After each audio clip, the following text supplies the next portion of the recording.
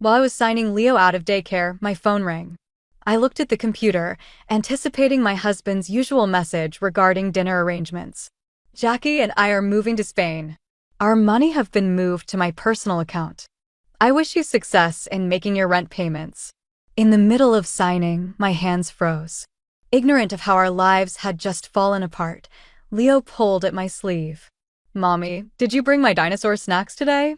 My thoughts screamed in shock as I typed a response, filled out the sign-out page, and forced a grin.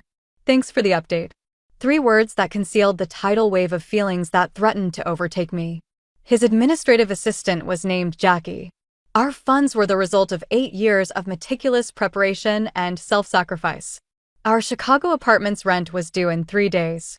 I'm 37-year-old Suzanne Mitchell, the mother of 4-year-old Leo, and I'm reportedly going to be David Mitchell's ex-wife. David recently left us with the callousness of a text message. My desires were brutally straightforward: financial security, stability for my kid, and the opportunity to create a life free from David's rash choices. The immediate survival crisis, how to maintain a roof over our heads after our savings account had been looted, was in my way. Where's Daddy? As we made our way to the car, Leo inquired, putting his little hand in mine. Is he making spaghetti tonight? I said, Daddy's on a trip, the first of what would probably be a number of meticulously crafted half-truths. Instead, we'll eat pizza. At home, as I contacted the bank, I put Leo in front of his favorite show. My worst concerns were validated by the kind agent, who said that David had moved the full sum of $42,731 from our shared savings to an account that was solely in his name. They couldn't do anything because the joint account had both of our names on it. From the perspective of the financial system, it wasn't theft. In the hopes that David had forgotten about our daily cash, I created our checking account online. There was $347.12 left over. We paid $2,200 in rent. As the truth of our circumstances set in, I received a call from Beatrice, David's mother. Without introducing herself, she asked, Suzanne, what have you done? David says you're refusing to let him see Leo. Her statements were difficult for me to comprehend. What? I recently learned that David is relocating to Spain. Our accounts have been wiped out by him. Don't tell lies to me, she yelled. He displayed the SMS messages to me. Leo needs to give you more alimony, or else you're threatening to keep him away. He will not be bullied because I have a better son than that. As Beatrice persisted in her outburst, it became painfully clear that David wasn't simply leaving us. He was deliberately fabricating a story in which I was the antagonist. And his mother believed everything based on the conviction in her voice. This was no longer only a matter of survival. It concerned justice, honesty, and the future of my son. David and I met 9 years ago at a publishing conference in New York. I was an ambitious editor at Horizon Books, while he was working in marketing for a rival publisher. He pursued me with the same charismatic intensity that initially made him successful in his career: handwritten notes, thoughtful gifts, ambitious state plans. Within 6 months, we were married in a small ceremony overlooking Lake Michigan. The first years were good ones. We moved to Chicago for my promotion to senior editor, and David easily found a marketing position at a local firm. We bought a modest condo, traveled occasionally, and planned for our future. When Leo was born 4 years ago, we agreed I would take a step back from work to focus on motherhood. While David's career supported us, I transitioned to freelance editing, working from home around Leo's schedule. The shift in our financial dynamic coincided with subtle changes in David's behavior. Small expenses would appear on our credit card without explanation. He began working later, citing the need to make up for our reduced income. His mother, who had always viewed me as somehow beneath her son, became more involved in our lives, often undermining my parenting decisions when she visited. Leo needs a firmer hand, she would say, while David remained silent. Suzanne is too soft with him. 2 years ago, we sold our condo and moved to a rental apartment after David convinced me we could use the equity to invest in his friend's startup. The investment failed within 8 months, but David's explanations about market volatility seemed plausible enough. When I suggested returning to full-time work, he insisted it wasn't necessary and that Leo needed me at home. "Trust me," he would say. "I've got everything under control." I did trust him, though doubts occasionally surfaced, like when I discovered receipts for dinners on nights he claimed to be working late, or when he became defensive about his phone, keeping it face down and taking calls in another room. Each time, his explanations seemed just reasonable enough to quiet my suspicions. 3 months ago, David announced he'd been offered a promotion that would require occasional international travel. The increased income would help rebuild our savings, he explained. Around the same time, he mentioned Jackie, a new administrative assistant who was amazingly efficient at organizing his schedule. Last week, I found a Barcelona travel guide hidden in his desk drawer. When I asked about it, he laughed it off. The team might open a European office someday. Just doing some preliminary research. I accepted his explanation, ignoring the slight tremor in his voice and the way his eyes didn't quite meet mine. That travel guide should have been my wake-up call. Instead, it became just another warning sign I chose not to see clearly until it was too late. The day after David's devastating text, I dropped Leo at daycare and headed to David's office, determined to confront him in person. Surely, he wouldn't simply vanish without properly dissolving our marriage or making arrangements for Leo. The David I married wasn't cruel, impulsive sometimes, but not heartless. The receptionist's expression shifted from professional welcome to discomfort when I asked for David. "I'm sorry, Mrs. Mitchell, but David no longer works here. He resigned last week." "Last week?" My voice sounded distant, even to my own ears. "That's impossible. He was here Monday." She fidgeted with a pen. "I'm really not supposed to discuss personnel matters, but he submitted his resignation 2 weeks ago. Yesterday was his last day." 2 weeks. While I was planning meals and managing Leo's preschool applications, David had been orchestrating his escape. The receptionist avoided eye contact as I thanked her and walked numbly toward the elevator. In the parking garage, I called David's closest friend, Trevor. "Hey, Suzanne," he answered cautiously. "How are you holding up?" "You knew," I said, realization dawning. "You knew he was planning to leave." Trevor's hesitation confirmed it before he spoke. "He made me promise not to say anything," he said. Said he needed a clean break. A clean break from his child? My voice rose despite my efforts to remain calm. "From 8 years of marriage?" "Look, I'm sorry," he said. I told him it was wrong, but Jackie makes him happy. He said you and Leo would be better off without him dragging you down. Jackie makes him happy. The words cut deeper than they should have. I knew their relationship wasn't just professional, but hearing it confirmed by a mutual friend transformed suspicion into humiliating certainty. "Did he tell you he emptied our bank accounts?" I asked. Trevor's silence spoke volumes. "Christ, Suzanne. I had no idea he'd go that far," he said, his voice dropping. "That's messed up." After ending the call, I sat in my car, the full scope of David's betrayal washing over me. This wasn't an impulsive decision or momentary weakness. It was a calculated escape, meticulously planned while he played the role of committed husband and father. When I arrived home, a certified letter awaited me. Inside was a petition for divorce filed by David a week earlier, citing irreconcilable differences. The document listed his new address in Barcelona and requested that all parental rights and obligations remain with the mother, with no visitation or custody granted to the father. He was legally abandoning Leo while simultaneously portraying me as the one keeping them apart. Attached was a note from David's lawyer. "Mr. Mitchell has indicated you have substantial savings to cover your needs during this transition. He will not be providing spousal or child support." I slumped onto the couch, documents scattered around me. Every aspect of our life together now appeared as a carefully constructed lie. The man I married, or thought I married, had been plotting his exit for weeks, possibly months, ensuring he escaped with our financial resources while creating a narrative that painted him as the victim. My phone pinged with a message from David. "Landed in Barcelona. Don't try to contact me. My lawyer will handle everything." Anger began to replace shock. For Leo's sake, I needed to think clearly. First step, secure our housing situation before the rent came due. Second, Document everything for the divorce proceedings. Third, find a lawyer who could help me navigate this nightmare. For the first time since receiving David's message, I allowed myself to cry, not from heartbreak, but from the overwhelming realization of what I was facing. When the tears subsided, one thought remained clear: David had underestimated me. He had always underestimated me. 3 days after David's departure, I sat across from Vivian Aguilar, a divorce attorney recommended by a college friend. Her office was modest but orderly, much like Vivian herself. "Let me be clear," she said after reviewing my documents. "What your husband did is reprehensible but not entirely illegal.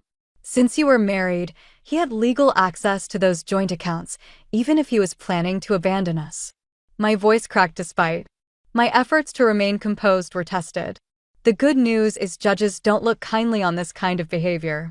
We can petition for emergency child support and potentially freeze any remaining assets. She leaned forward. "What we need is proof that he's continuing to earn income while evading his parental responsibilities." I nodded, already gathering evidence: screenshots of David's text messages, bank statements showing the massive withdrawal, the certified divorce petition. But finding proof of his current employment seemed impossible from nearly 4,000 miles away. That evening, desperate for short-term solutions, I called my parents in Michigan. They immediately offered to cover my rent and basic expenses until the legal situation improved. "We'll be there tomorrow," my mother said firmly. "You shouldn't be alone right now." Her support loosened something tight in my chest. With Leo safely tucked into bed, I turned my attention to David's abandoned desk. I needed any documentation that might help my case: tax returns, employment contracts, anything that proved his income potential and obligations to Leo. In the bottom drawer beneath a stack of old warranties, I found a sealed envelope addressed to David's mother. Curiosity overrode my hesitation. Inside was a birthday card and a handwritten note: "Mom, thanks for helping with the Barcelona apartment deposit. Jackie and I can't wait to show you our new place when you visit in May. We couldn't have made this happen without your support. Love, David." The date on the card was from 3 months ago, around the time David had first mentioned his promotion. Beatrice hadn't just known about his plans, she had financially supported them. With shaking hands, I photographed the card and note, then continued searching: tax returns, investment statements, our marriage certificate. I organized everything methodically. In his email drafts folder on our shared computer, I discovered an unsent message to Jackie with an attached resume listing his new position at Meridian Global Barcelona, with a start date just 2 days after his text to me. Armed with this crucial evidence, I met with Vivian again. She reviewed everything, her expression growing increasingly determined. "This is exactly what we needed. We can file for emergency orders today: child support, freezing of marital assets, and potentially even an order for him to return to the jurisdiction." Hope flickered for the first time since David's text. What happens next? First, we file the emergency motions. Then we depose Beatrice about her involvement. If David has started working in Spain while abandoning his child, we'll make sure the court understands exactly what happened.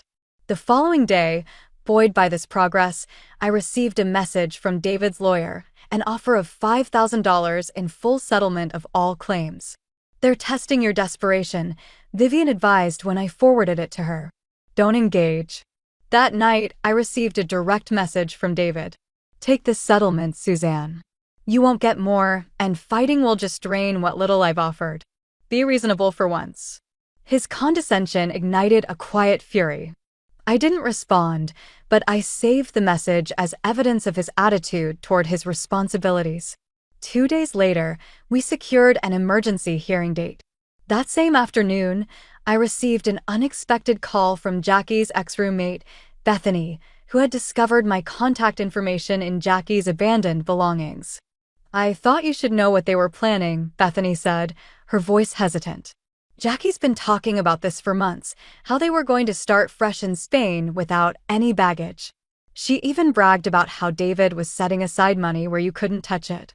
My momentary optimism crumbled as Bethany continued describing conversations she'd overheard between Jackie and David about creating offshore accounts and establishing residency in Spain, specifically to complicate legal proceedings. They have a whole plan to make fighting them so expensive and difficult that you'll eventually give up, Bethany concluded. I'm sorry, I just thought you deserved to know what you're up against. The morning of our emergency hearing, I woke to another text from David. I hear you're dragging Mom into this.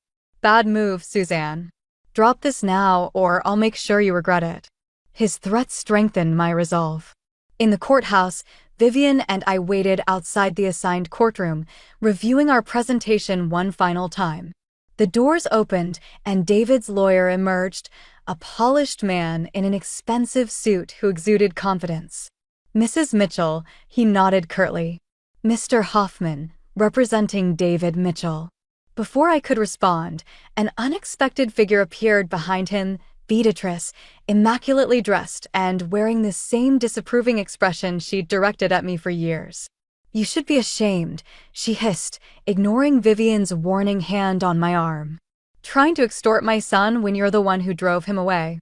Mrs. Mitchell, Vivian interjected smoothly, since you're here, I should inform you that we'll be calling you as a witness regarding your financial support of your son's abandonment of his family.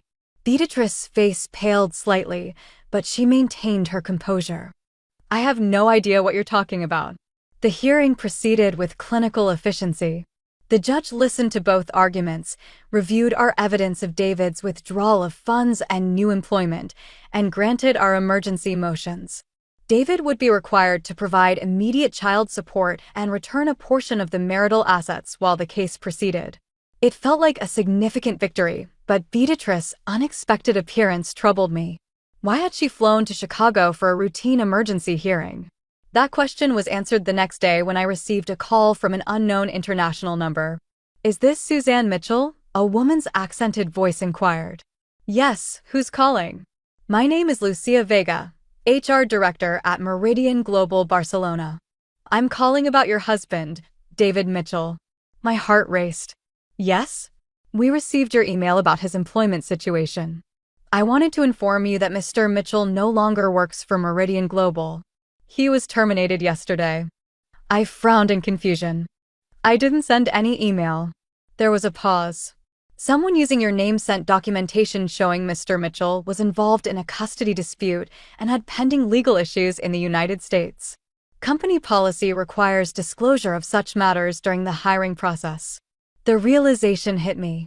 Beatrice. She had impersonated me to sabotage David's employment, ensuring he couldn't comply with the court's support order. It was a calculated move to undermine the judge's ruling and validate David's claim that he couldn't afford to support Leo.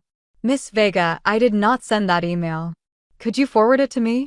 Minutes later, I was staring at a message allegedly from me, filled with distorted half-truths about David's situation and threatening the company with legal action if they continued employing him. The email included copies of our personal documents, some of which I'd only recently gathered from my attorney. My apartment had been untouched, which meant only one person could have accessed those documents, Beatrice, during her visit to support me after David left. I immediately called Vivian, who validated my suspicions. This is identity fraud and interference with a court order. We need to document everything and file additional motions. While we were developing this new strategy, my phone rang again, David calling directly for the first time since his departure. You vindictive, he snarled without preamble. You got me fired after everything. I offered you. It wasn't me, David. It was your mother. His momentary silence confirmed he recognized the possibility. That's absurd. Why would she do that? To make you look unable to pay support? To undermine the court order? To turn you further against me? You're lying, he said. But uncertainty had crept into his voice. Mom would never check your emails. Look at the documents that were sent. Those were in my apartment until your mother visited last week. The line went silent for several seconds. I'll call you back, he finally said. 10 minutes later, my phone pinged with an email from David containing a bombshell. A series of text messages between him and Beatrice revealing a disturbing truth. This wasn't just about David leaving. It was about eliminating me from the picture entirely. Once you're established in Spain, Beatrice had written 3 months earlier, we can work on getting full custody of Leo. With Suzanne's history of depression after his birth, we can make a case that she's unstable. My postpartum depression, which I'd fought through with therapy and David's apparent support, had been weaponized against me all along. The revelation of Beatrice and David's long-term plot to gain custody of Leo transformed the battlefield. This wasn't merely about financial survival anymore. It was about protecting my son from people who viewed him as a possession to be claimed rather than a child to be nurtured. Vivian immediately filed additional motions documenting Beatrice's identity fraud and the conspiracy to manipulate custody arrangements. We also reported the identity theft to the police, creating an official record of Beatrice's illegal actions. We've strengthened our position considerably, Vivian assured me. But David still has the advantage of physical distance and most of your marital assets. I knew we needed something more, undeniable evidence that would convince a judge to freeze all of David's assets and potentially compel his return to the United States. The text messages proved conspiracy, but not the location of our missing savings. In a moment of inspiration, I contacted Trevor again. "I need your help," I said without preamble. For Leo's sake. Trevor's guilt over his silent complicity in David's plans made him receptive. "What do you need?" "Information. David must have told you more about his financial arrangements, where he was moving the money, how he planned to support himself in Spain." There was a long pause. "He mentioned an account in the Cayman Islands. Said his mom helped him set it up years ago for tax purposes. I didn't think much of it at the time. Did he mention the bank name? Any details at all? First Caribbean International, I think."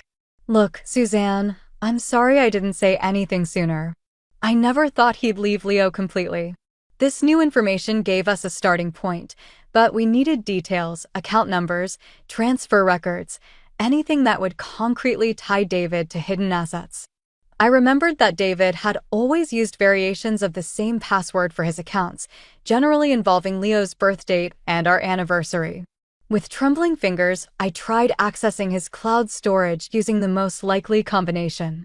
To my shock, it worked. Inside were folders meticulously organizing his escape, screenshots of transfer confirmations, correspondence with Beatrice about the offshore account, even a document titled Custody Strategy, outlining their plan to paint me as an unstable mother once Leo was brought to Spain. I immediately forwarded everything to Vivian, who called back within the hour, her voice tense with controlled excitement. "This is exactly what we needed. I'm filing for emergency orders freezing the Cayman account and requesting international enforcement." 2 days later, we received our first major victory. The judge granted our motion to freeze David's offshore account pending further investigation. David's lawyer immediately filed a counter-motion accusing me of illegal hacking, which momentarily threatened our progress. Then came the unexpected complication. Jackie called me directly. "Suzanne, we need to talk," she said, her voice lacking its usual confidence. "David's falling apart here. That's not my concern anymore." "Please," she insisted. "He's talking about flying back to Chicago to fix things with you directly. I'm worried about what he might do." A chill ran through me. David had never been physically violent, but his current desperation made him unpredictable. "Why are you telling me this, Jackie? Because this isn't what I signed up for." He promised a fresh start, not a man obsessing over his ex-wife and hiding money from me too. Her words caught me off guard. "He's hiding money from you?" "He has another account I just found out about. After the judge froze the Cayman account, he told me we'd be fine because he has backup funds his mother doesn't even know about." This was potentially crucial information, but I sensed Jackie wasn't sharing out of pure altruism. "What do you want?" "Protection," she said simply. "When David finds out I've talked to you, he'll turn on me too. I need assurance that I won't face legal consequences for my role in this. I can't promise anything without consulting my attorney." "Then figure it out quickly," she replied, because David booked a flight to Chicago for tomorrow. And Suzanne, he seemed different when he told me. Scary different. After consulting with Vivian, we crafted a proposal, immunity for Jackie in exchange for complete documentation of all accounts and a sworn statement about David and Beatrice's conspiracy. Jackie agreed immediately, sending bank statements showing a second account in Liechtenstein containing the bulk of our marital assets, over $200,000. With this final piece of evidence, we secured an emergency restraining order just hours before David's scheduled arrival in Chicago. When his plane landed, airport security would be waiting. David's return to Chicago unfolded exactly as we had planned. Airport security detained him upon landing, serving him with both the restraining order and court summons for an emergency hearing the following morning. His phone call to me from the airport security office vibrated with barely controlled rage. "What the hell is this, Suzanne?" I came back to work things out. With a one-way ticket and no hotel reservation, I countered, Jackie's intelligence having proved accurate. "The court hearing is at 9 tomorrow. I suggest you find a lawyer." In the courtroom, David appeared disheveled and defensive, clearly unprepared for the mountain of evidence we presented: the offshore accounts, the identity fraud, the custody conspiracy, and most damning, Jackie's sworn statement detailing how he had planned the abandonment for months while systematically hiding marital assets. The judge's expression grew increasingly severe as Vivian methodically built our case. When she presented the custody strategy document outlining their plans to use my postpartum depression against me, David visibly wilted. "Your Honor," said Vivian, "we request immediate return of all marital assets, full custody of the minor child to my client, supervised visitation only for the father, and a forensic accounting of all funds hidden by Mr. Mitchell and his mother." The court interrupted David's hurriedly hired lawyer as he tried to accuse me of being the aggressor who had made David defend his possessions. "I've looked over the evidence, counsel. Your client planned to influence this court, routinely misled his wife, and abandoned his kid. Keep your imaginative interpretations to yourself." The judge's decision was thorough. Every account that was found was frozen and put under judicial monitoring. While the financial problems were being resolved, David's passport was seized. I was given temporary full custody, and the district attorney's office was sent to look into possible criminal charges of conspiracy and identity theft against both David and Beatrice. I slowly met David's gaze across the courtroom, no longer the frantic woman he had anticipated finding. I could see the growing awareness in his eyes that his well-planned escape had turned into his jail. The full ramifications of David's conduct came to light in the months after the court's decision with a certain poetic justice. In addition to our marital assets, the forensic accounting revealed further money that Beatrice had concealed for taxation. Both were subject to civil fines. Additionally, Beatrice was accused of identity fraud for posing as me to Meridian Global. In Chicago, David's attempts to start again failed. The public court documents exposing his financial dishonesty and desertion damaged his reputation in the sector. We both benefited from Jackie's immunity arrangement, and she went back to Spain by herself. The terms of the divorce were formalized in a way that greatly favored Leo and me. David was only awarded supervised visitation, which he rarely used, while I was granted full custody. Full restoration of our marital assets, together with significant child support and legal costs based on David's projected income to stop him from purposefully continuing to work too little. The most fulfilling part was seeing Beatrice's well-crafted social facade fall apart when her country club mates learned that she had used identity fraud to undermine her own son's job. The woman who had been criticizing me for years now had to deal with criticism from her peers. Leo and I moved into a modest but cozy condo that we had bought with the money we had recovered, 6 months after David's text rocked our worlds. A house that was genuinely ours, free from the specters of treachery. "Is Daddy ever coming to visit?" As I